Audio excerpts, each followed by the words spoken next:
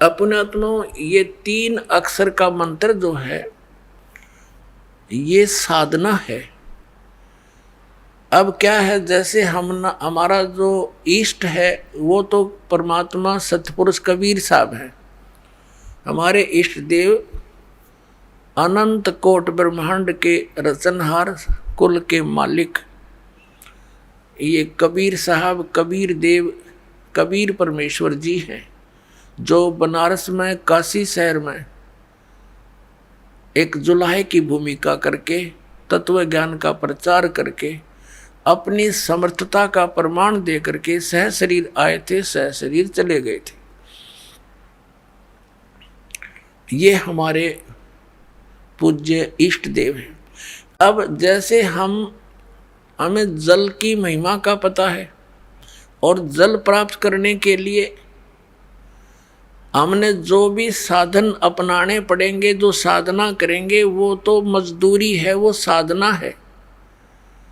और उद्देश्य क्या है? वो जल प्राप्ति है, वो हमारा उद्देश्य है।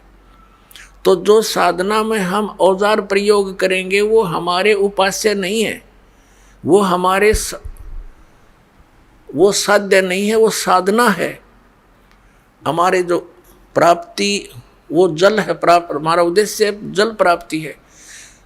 तो जैसे इस ओम और तत्सत ये 3 मंत्र का जाप है, हमने उस परम अक्षर ब्रह्म को पाना है। उस गीता जी अध्याय नंबर 18 के श्लोक नंबर 62 में गीता ज्ञानदाता कहता कि अर्जुन तू सर्वभाव से उस परमेश्वर की शरण में जा, उसकी कृपा से ही तू परम शांति को और सनातन परम धाम को प्राप्त होगा।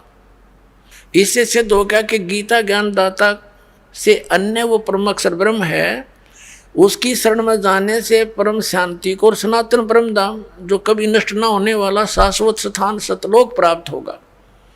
और गीता ज्ञानदाता ने अपने विषय में बता दिया, मेरे और तेरे अर्जुन, चौथे अध्याय के 5 और 9 में गीता जी में श्लोक में, और दूसरे अध्याय के 12 में, 10वें अध्याय के दूसरे श्लोक में, अर्जुन तेरे और मेरे बहुत जन्म हो चुके हैं, तो नहीं जानता मैं जानता। अब इसलिए इसने 18वें अध्याय के 62वें श्लोक में कहा कि सर्वभाव से तू उस परमेश्वर की शरण में जा, उसकी कृपा से तू परम शांति को और सनातन परम धाम को प्राप्त होगा। गीता जी अध्याय नंबर 15 के श्लोक नंबर 4 में स्पष्ट हो गया कि तत्वदर्शी संत की प्राप्ति के उपरांत परमेश्वर के उस परम पद की खोज करनी चाहिए, जहां जाने के बाद साधक फिर लौटकर कभी संसार में नहीं आते। अकेले ओम नाम का जाप करने से इसने बता दिया क्या बेनिफिट होगा। 8वें अध्याय के 13वें श्लोक में कि इसका सेवन करेगा तो परम गति को प्राप्त होगा। ओम नाम से होने वाली वो श्री देवी भागवत में और 8वें अध्याय के 13वें श्लोक में श्रीमद् भगवद गीता ने स्पष्ट कर दिया कि वो ब्रह्मलोक में को जाएगा, वहाँ ब्रह्मलोक की ब्रह्म की साधना है, और वहाँ गए हुए प्राणी भी लौट कर आते हैं, जन्म मृत्यु होती रहती है। अब वो साधना कौन सी है? जो परम अक्षर ब्रह्म की प्राप्ति होगी, शाश्वत स्थान प्राप्त होगा, जहाँ जाने के बाद फिर लौट कर कभी वापस नहीं आएंगे। वो साधना है जो दास आपको देता है, और उसका संकेत इन पवित्र सदग्रंथों में आपको दिखा दिया। अब 17वें अध्याय के 23वें श्लोक में श्रीमद् भगवद गीता में 3 मंत्र बता दिए, ओम तत्सत। ओम और तत् ये 2 अक्षर का मिलकर एक सतनाम बनता है। ओम तो सार्वजनिक है, तत् ये सांकेतिक है। परमात्मा ने कहा था कि हमने जो मूल ज्ञान है वो अभी गुप्त रखा हुआ है, और जब तक ये पिछली पीढ़ी का समय नहीं आएगा तब तक हम इसको सार्वजनिक नहीं करेंगे। नहीं तो इन काल के द्वारा चलाए गए पंथों के पंथियों, इन गुरुओं के हाथ लग जाएगा ये मंत्र, तो ये भी वही नाम देने लग जाएंगे, और फिर वो अधिकारी होंगे नहीं, और फिर हमसे कोई परिचित हो नहीं सकेगा। अधिकारी के बिना प्राप्त इस नाम की प्राप्ति का भी कोई लाभ नहीं। अनधिकारी से प्राप्त करके जाप करने व्यर्थ है। तो इसलिए इसको गुप्त रखा था। अब ये 2 अक्षर का मंत्र है, इसमें एक तत् है, एक ओम है। ये 2 अक्षर का मंत्र सतनाम है। अब इसका कितना काम है? जैसे हमने जल प्राप्ति करनी है तो बोकी लगाई जाती है हैंडपंप लगाने के लिए। जल प्राप्त करने के लिए जमीन से हैंडपंप लगाना होता है। हैंडपंप हमारा पूज्य नहीं है, वो तो साधना है, हथियार हैं, औजार हैं, जल प्राप्ति के इंस्ट्रूमेंट हैं। तो ये ओम तत्सत जो मंत्र हैं ये इंस्ट्रूमेंट है, ये औजार हैं उस सतलोक में जाने के, उस सतपुरुष के पाने के। तो ये हमारे पूज्य नहीं है, ये मंत्र हमारे पूज्य नहीं है और ये बुरे भी नहीं है, क्योंकि इनसे हमें भगवान मिलेगा, हमें जल मिलेगा। तो ओम और तत् का काम है श्वास उश्वास का सिमरण करना पड़ता है। एक मंत्र को बाहर छोड़ना है, एक को अंदर लेना है। तो ये समझो जैसे हम बोकी लगाते हैं पृथ्वी पर, पृथ्वी के अंदर उसको खोदते हैं। बोकी होती है लोहे की पाइप सी, और उसको मारते हैं नीचे, तीखी होती है आगे से वो, और उसमें मिट्टी भरती चली जाती है, मिट्टी को बाहर निकाल देते हैं, फिर उसको फिर मारते हैं। तो वो फिर साथ के साथ उसमें पाइप भी डाउन करते जाते हैं, लोअर करते रहते हैं।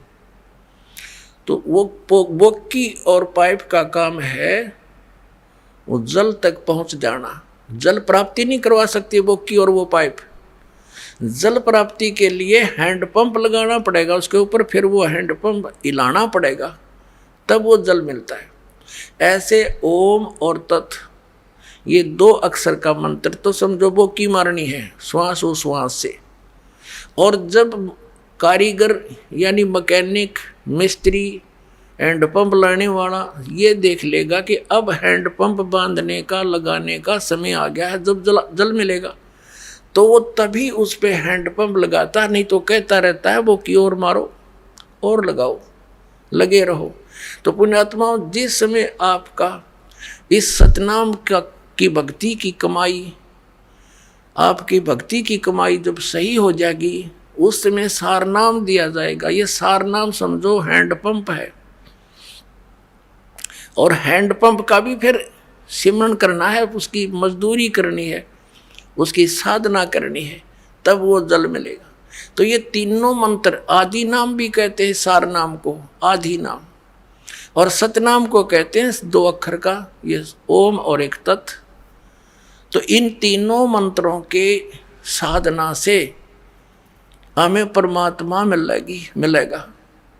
और जैसे आपको आज सुबह के सत्संग में, जैसा कि आपको पूर्व में बताया है कि ये भोली आत्मा इन अज्ञानियों के साथ, इन चोरों के साथ कितने खुश हैं, बड़े परम धनी मिल गए हैं, संत मिल गए। तो उसके विषय में सूक्ष्म वेद में परमात्मा कबीर जी ने कहा है कि साधों से ती मस्करी और चोरा नाल खुशहाल, ये मल अखाड़ा जीतेंगे युगों युगों के माल। तो इविन कहते हैं चोरों नकलियों संतों के पास तो बड़े प्रसन्न हुए बैठे हैं। और जब से इस दास ने ये मार्ग स्टार्ट किया परमेश्वर की आज्ञा से, उसी दिन से संघर्ष का सामना करना पड़ रहा है। क्रोथा कांड इसी कारण से करवा दिया अज्ञानी दुष्ट लोगों ने।